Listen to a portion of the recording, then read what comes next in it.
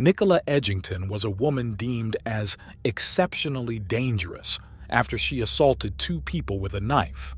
She had previously killed her own mother and was living freely in the community when she committed these chilling new attacks. The day turned nightmarish when Edgington, after taking a bus, randomly targeted two individuals on their way to work. Clark, an artist, narrowly escaped death by catching the knife's blade and fending Edgington off. But the horror didn't end there. Edgington, undeterred, struck Hodkin, a law firm accounts clerk, with such force that she almost decapitated her.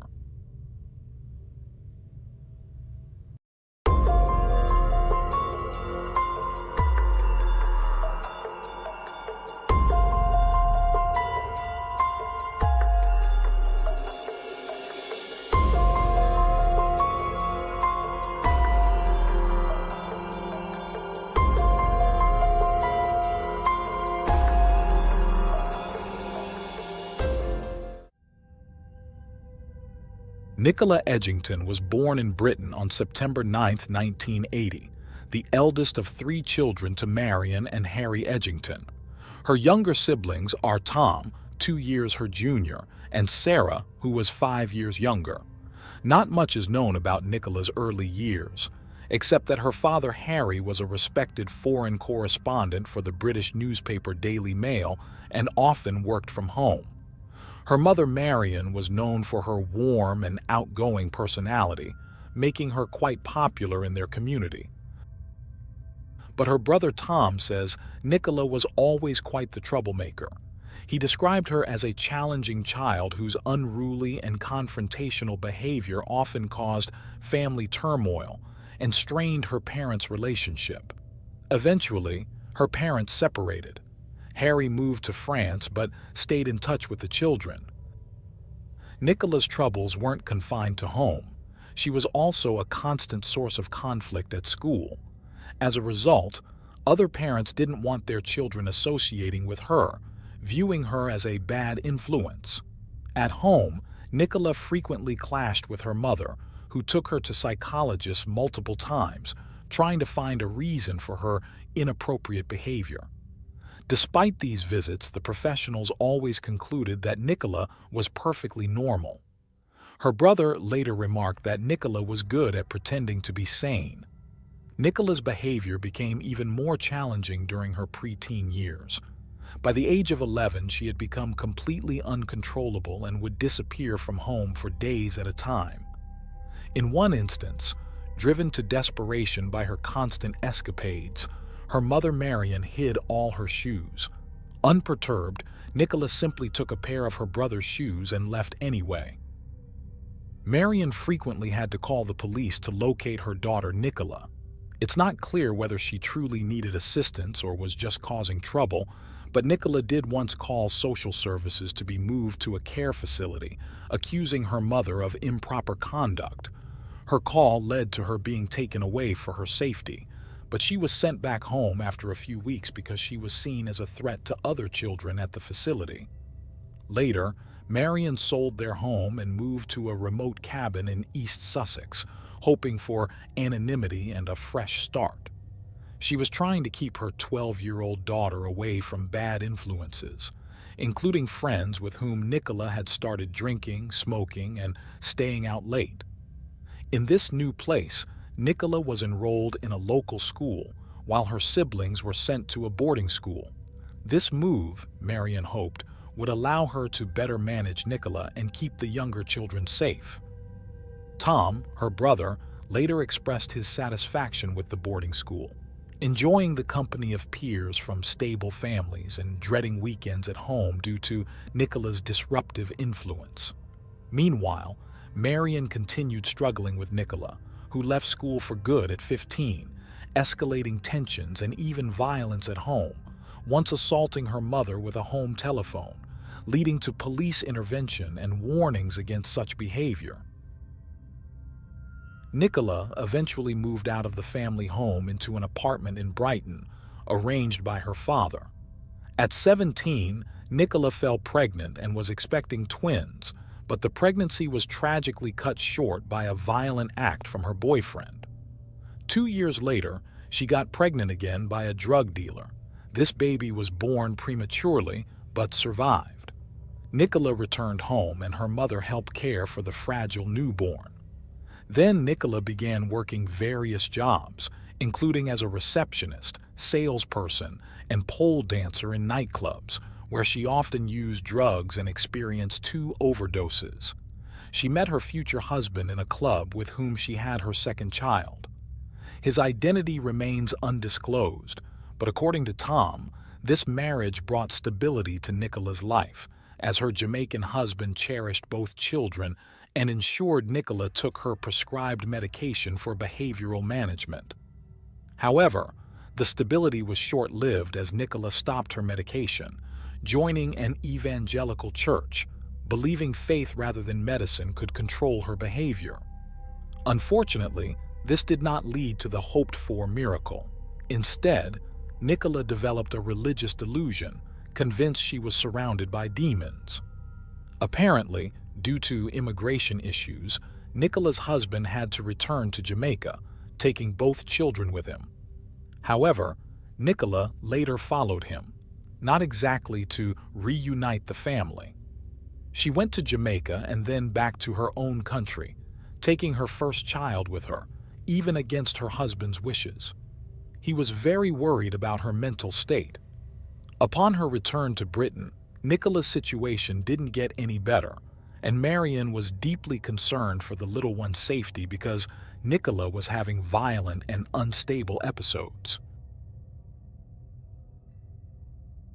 Living in constant stress from her daughter's outbursts and fearing for her grandson's safety, Marion made a tough decision to protect him. So, when the boy was 5 years old, she entrusted him to social services, and he eventually ended up living in Jamaica with his stepfather. Nicola, who previously had a council-funded apartment because of her children, lost this benefit when they were no longer with her. She had to move back in with her mother, who, despite being scared of her, couldn't leave her daughter homeless. For Marion, the troubles only seemed to increase. Her relationship with Nicola remained fraught, and Nicola's violent behavior continued. Things escalated to the point where, in 2005, Nicola received a legal warning for causing damage to a neighbor's property, where she also allegedly threatened someone with a knife. At that time, a psychiatrist evaluated her and claimed there was no evidence of mental illness, but it wouldn't be long before events suggested otherwise. On November 4th, 2005, Tom and Sarah visited their mother, marking the first time in a long while that the 3 siblings were together at their maternal home. It was an awkward reunion, so to lighten the mood, Tom invited Nicola to a pub. This move also allowed Sarah to have some peaceful time with their mother. At the first pub, Tom tried to lighten the mood with jokes, but Nicola seemed distracted, focusing on writing in a notebook.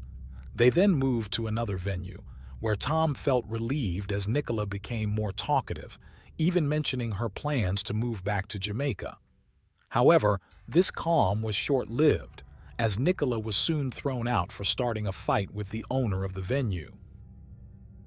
Tom chose to stay and called his mother and sister to join him, and they agreed.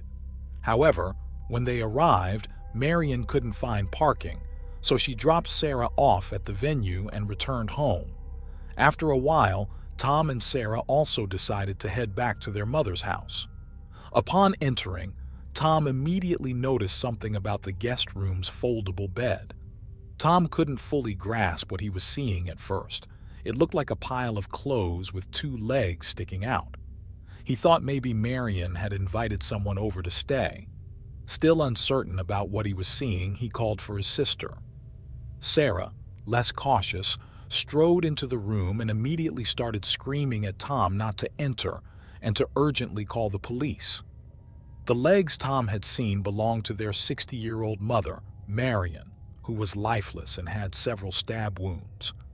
Nicola was nowhere to be found, but for the siblings it was clear she was responsible for their mother's tragic end. Later, Tom found a notebook in the house with a list titled Condemned People, written by Nicola. At the top of the list was their mother Marion's name, crossed out with Tom's name below it.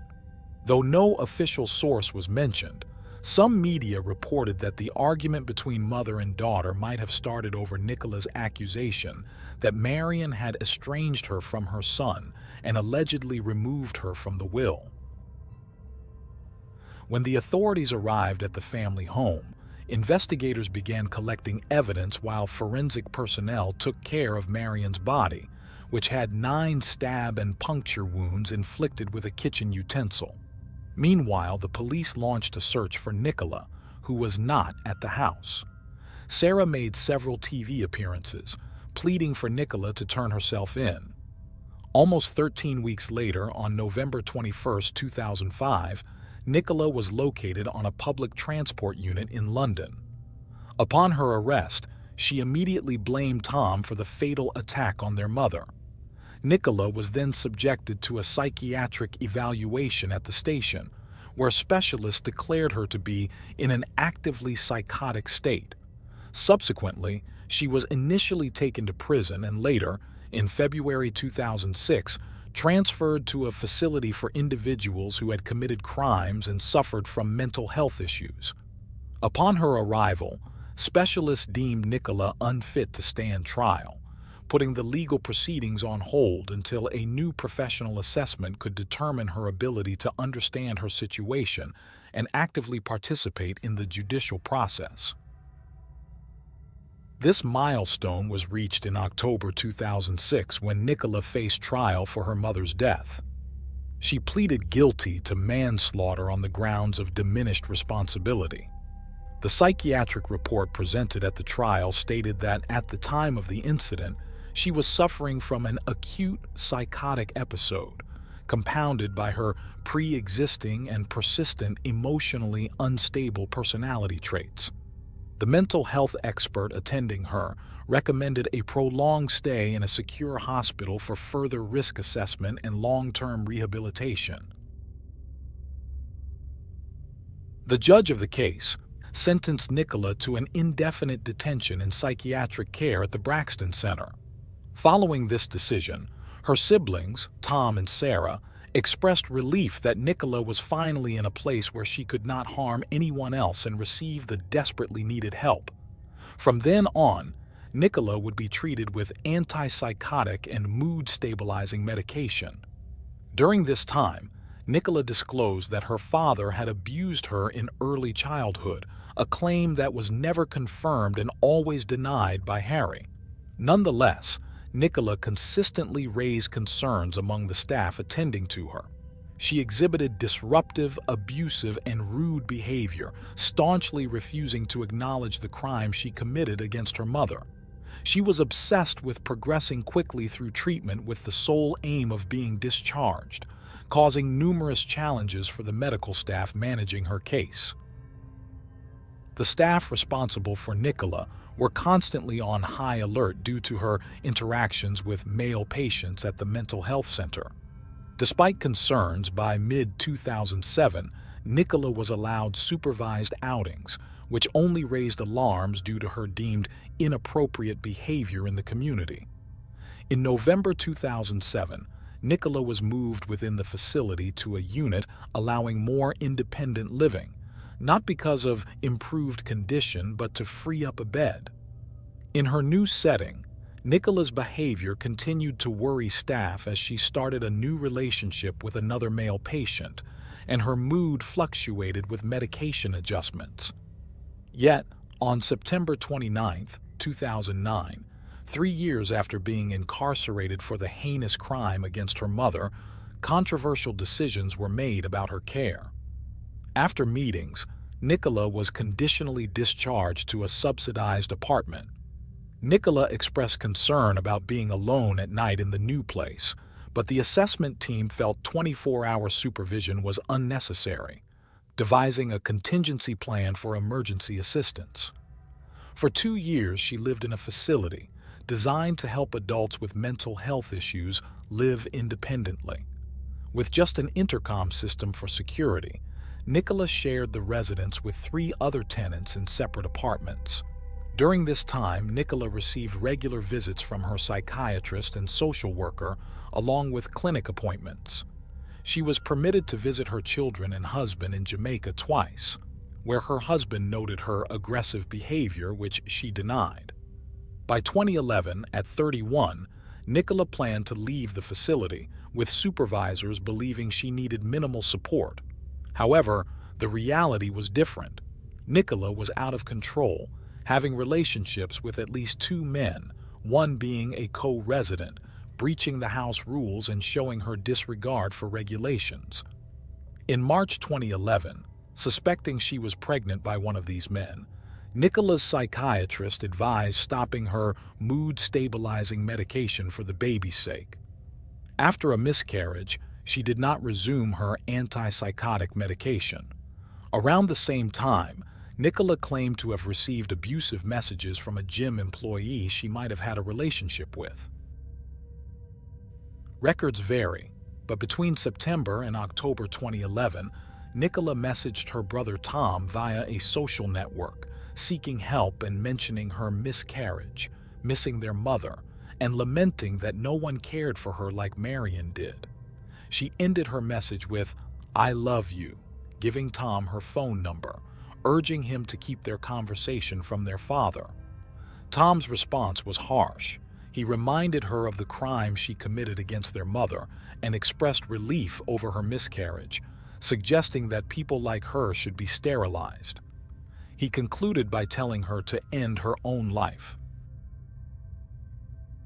Following this, Tom contacted Nicola's mental health team, requesting a reassessment, though it is unclear if this was acted upon.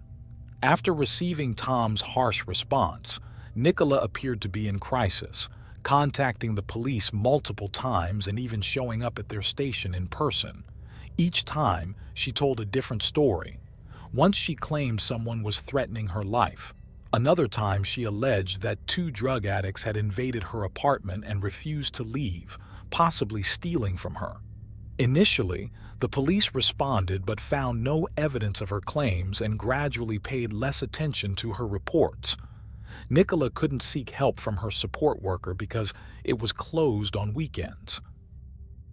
She turned again to the Universal Church of the Kingdom of God, a controversial institution she had attended before attacking her mother, but this didn't seem to provide the support she needed. Things took a more dramatic and dark turn on Monday, October 10th, 2011. Early at 3 a.m., Nicola took a taxi and asked to be taken to hospital. Upon arrival, she claimed the hospital was closed and decided to leave, even though the taxi driver saw that the hospital was open. He noticed Nicola had her head down and was drooling. The driver took her back to the taxi service office, where an argument ensued over Nicola's inability to pay the fare. She was trembling and distressed, repeatedly stating she needed to be admitted. Around 4:30 a.m., the police were called, and a patrol picked her up from the taxi service office and took her to Queen Elizabeth Hospital. There, Nicola said she didn't feel safe and wanted to leave. The officers got her inside before leaving the scene. Nicola tried to call her community psychiatric nurse, who was off sick, and texted her social worker to confirm a scheduled meeting for that day. She also attempted to contact the Braxton Center without success. Shortly after, Nicola asked the Queen Elizabeth receptionist if she needed to kill someone to get attention and mentioned she was hearing voices. The receptionist asked for her patience. Nicola then called the emergency number, stating she felt like she did when she had previously killed someone. The dispatcher promised to send officers, but the police decided not to go. Nicola called the emergency line again 20 minutes later, claiming she was a criminal and wanted to be arrested before she hurt someone. The police deemed it unnecessary to respond. Nicola made 2 more emergency calls, repeating that she was a dangerous schizophrenic and felt like she did when she killed her mother. The police didn't go, opting to call the hospital instead, where staff assured them Nicola was under control. At 5:30 a.m., a mental health nurse assessed her. Nicola said she hadn't slept for weeks and needed to be admitted. The nurse told her to wait for some paperwork. An hour later, security escorted Nicola to the psychiatric unit of the hospital. At 6:40 a.m., a psychiatrist greeted her, but it seemed to be a shift change, and she wasn't immediately assessed. Just after 7 a.m., Nicola pushed through a supposedly secure but faulty door and left the hospital undetected. Shortly after Nicola's escape, the doctor noticed her absence and alerted the police, who then conducted a background check and realized Nicola had a psychiatric history and had been convicted for the murder of her mother. By then, it was too late. Nicola was already out of control. Security cameras later traced Nicola's movements. She took 2 buses and arrived in the city center at 8:25 a.m. She then went to a supermarket where she either bought or stole a large 30-centimeter kitchen knife. The store's cameras captured her heading towards the women's restroom with the knife in a bag and later leaving without the bag, having concealed the knife in her clothing. At 8:29 a.m., at a bus stop, Nicola encountered 22-year-old Carrie Clark, who was listening to music and rolling a cigarette. Nicola suddenly attacked her, screaming and stabbing with the hidden knife. Carrie managed to grab the knife blade with her hands, preventing it from reaching her chest, and kicked Nicola away, questioning her sanity.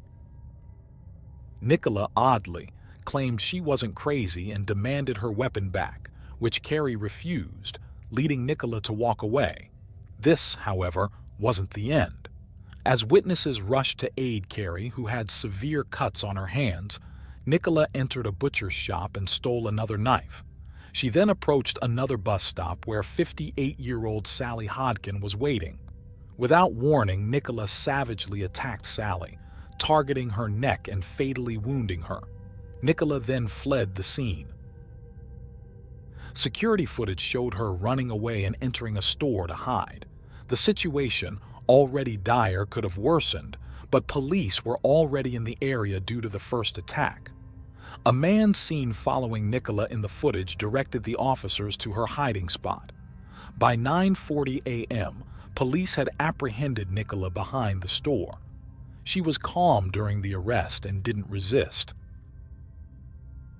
Nicola was taken back to the psychiatric hospital to manage her crisis, and it was clear she would need significant time before being fit to stand trial for these crimes. While investigators processed the crime scenes and handled Sally's body, the shocking news of the attack spread, causing public dismay at the violence against innocent people. Sally, described as a devoted mother and loving grandmother awaiting 2 more grandchildren, would tragically never meet them. The legal proceedings to determine Nicola's fate started to move forward by the end of 2012 and into 2013, with her pleading not guilty to murder and attempted murder charges. The prosecution argued that Nicola suffered from a borderline personality disorder and had acted deliberately on that tragic day. In contrast, the defense claimed she was schizophrenic and had diminished responsibility due to her mental health issues. During the trial, the jury and attendees heard from Carrie Clark, who detailed the harrowing experience of Nicola's attack, describing the physical and mental scars it left, including the loss of her sense of safety in public. The prosecution also presented the gruesome details of Sally's murder, highlighting the severity of the neck wounds that led to her almost instant death. Testimonies included the senior medical officer at the mental health unit at the time, who recounted contacting the police immediately after Nicola's escape to ensure her swift return to the hospital, despite not initially perceiving her as an emergency threat. Nursing staff admitted that Nicola escaped through a faulty door supposed to be locked, contradicting their initial statements that they tried to prevent her escape, a claim disproved by security footage. A forensic psychiatrist testified for the prosecution, challenging the diagnosis of Nicola's mental condition, asserting her actions were deliberate and not of someone unaware of their actions. The defense maintained Nicola's mental unaccountability, recounting her late 2011 religious delusions, including her involvement with a non-traditional church linked to the Universal Church of the Kingdom of God, known for exorcism rumors. Nicola reportedly believed in a demon guarding God's throne, represented on earth by the police, and had apocalyptic visions excluding her from salvation. The defense argued that Nicola's paranoid schizophrenia and other mental health issues meant she had diminished responsibility at the time of the attacks. After hearing from all parties and witnesses and examining the documentary evidence, the jury retired to deliberate in early February 2013. They returned after 5 hours and 24 minutes, finding Nicola guilty of the charges against her. Following the verdict, Sally's family, who had stoically endured hearing about the brutal attack that led to her death during the trial, released a statement honoring Sally and questioning why Nicola had been released so soon after killing her own mother. They described Sally as a loving, attentive person, a fantastic mother and grandmother, and an unparalleled friend. They expressed their daily remembrance of her and the deep miss felt by everyone who knew her, asserting that Nicola should never be released to ensure public safety. The guilty verdict meant Nicola faced a life sentence, with the judge's decision pending on the minimum term before parole eligibility. In March, the judge determined Nicola must serve at least 37 years in prison, meaning she would be nearly 70 years old before potential release. Describing Nicola as manipulative and exceptionally dangerous, the judge emphasized her responsibility for the heinous acts committed. Tom, Nicola's brother, also publicly criticized her quick release after killing their mother, expressing disbelief over her freedom to harm again and stressing the need to prevent such occurrences. He empathized with the victims, noting the trauma of losing their mother and suggesting greater agony for Sally's family, given the preventability of the crime. Tom disclosed that their mother had feared Nicola might end her life, yet felt responsible for her care. Following the tragic events, detailed case analyses concluded the entire system bore responsibility for the tragedy. The police failure to conduct appropriate checks on Nicola on the day of the incident, stating that a simple online system review would have revealed her dangerousness, given her prior conviction for murdering her mother. In November 2013, the Court of Appeal dismissed an attempt by Nicola's lawyers to overturn her sentence. Subsequent official investigations and an independent report concluded that Nicola's deadly actions resulted from a series of health and security service failures. Notably, the only reported penalties were the firings of nurses who initially lied about trying to prevent Nicola's escape from the psychiatric area. Interestingly, in September 2023, Nicola's case was sent back to the appeals court, prompted by concerns that jurors might have been misled about her mental health. And with that, dear viewers, we conclude today's episode of Unreal True Crime. Don't forget to subscribe and hit like if you appreciate my work. Good night, and see you next time.